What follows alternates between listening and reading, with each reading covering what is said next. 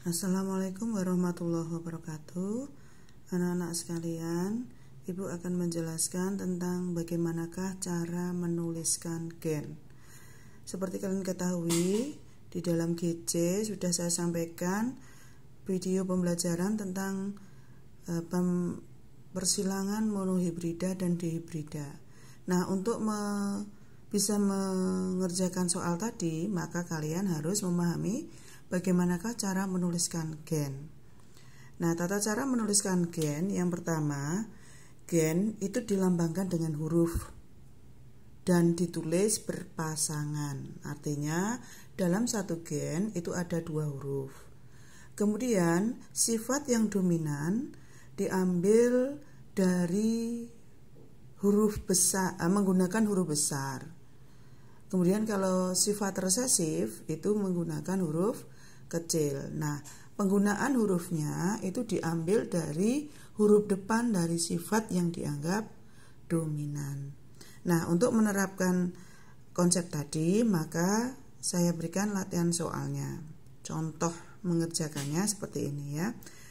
Di sini ada gen bulat dan kisut. Di sini saya sampaikan bahwa D dan R. D maksudnya adalah dominan, R adalah resesif. Maka untuk menuliskan gen, kita ambil sifat yang dominan apa? Sifat yang dominan adalah bulat. Nah, sifatnya itu mengambil huruf depan dari sifat yang dianggap dominan. Maka kita mengambil huruf depan dari sifat bulat yaitu huruf B. Maka untuk menuliskan gen dominan, maka huruf yang digunakan adalah huruf B.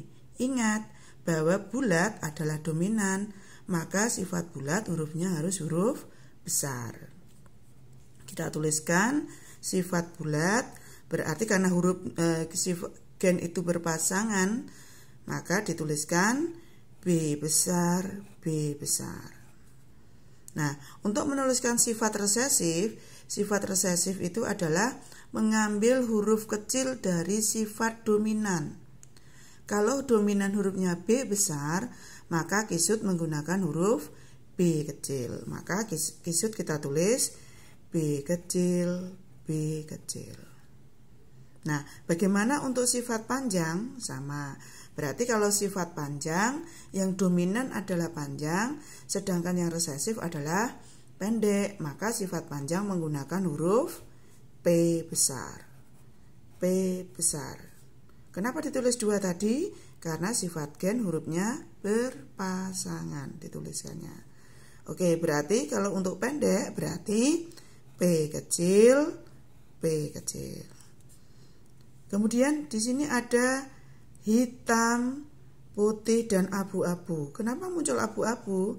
Berarti abu-abu adalah sifat dari percampuran antara hitam dan putih. Berarti dua gen hitam dan putih ini saling memberikan kontribusi, jadi saling memberikan sumbangannya.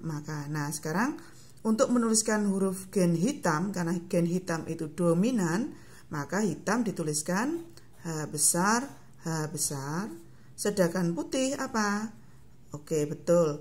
H kecil, H kecil. Nah, abu-abu karena merupakan sifat percampuran antara hitam dan putih, maka kedua huruf itu ditulis. Apakah hitam? H besar. Apakah putih? H kecil. Maka sifat abu-abu dikatakan intermediate atau campuran antara dominan dan resesif, dituliskan H besar, H kecil. Oke, sekarang bagaimana dengan kalau dua sifat? Kalau ada dua sifat bulat panjang, maka kita cukup menuliskan bulat itu B besar, B besar. Sedangkan panjang P besar, P besar. Mudah kan? Nah, sekarang bagaimana dengan bulat pendek? Bulat dominan, resesif, pendek. Maka bulat B besar, B besar, pendek, P kecil, P kecil. Bagaimana dengan kisut panjang? Kisut itu resesif, panjang itu dominan. Maka kisut adalah kebalikan dari bulat tadi ya, sifat resesif bulat. maka hurufnya B kecil, sedangkan panjang P besar, karena dia dominan. Oke, sekarang bagaimana dengan kisut pendek? Kisut pendek, maka B kecil, P kecil. Kenapa hurufnya kecil? Karena dia bersifat resesif. Nah, sekarang bagaimana kalau kita menuliskan sifat yang heterosigot? Masih ingat konsep heterosigot? Heterosigot adalah gen yang alelanya pasangannya tidak sama, alias pasangannya itu dari huruf besar dan huruf kecil. Sama dengan abu-abu ini. Jadi abu-abu itu kan H besar, H kecil, maka gen abu-abu ini disebut heterosigot. Nah, misalkan saya akan berikan pertanyaan, bagaimana kalau kita menuliskan sifat bulat dan panjang, tapi gen ini heterosigot, maka kita tulis bulat heterosigot, maka menulisnya B besar, B kecil, hetero ya, huruf besar dan huruf kecil, panjang P besar, P kecil. Mudah kan? Nah, anak-anak, kalian sudah mendapatkan konsep ini, silakan kalian aplikasikan pada tugas yang sudah Pemuji share di Google Classroom. Untuk yang kedua, yaitu bagaimana cara menuliskan membentuk gamet. Nah, sebenarnya konsep gamet ini hanya gen yang berpisah.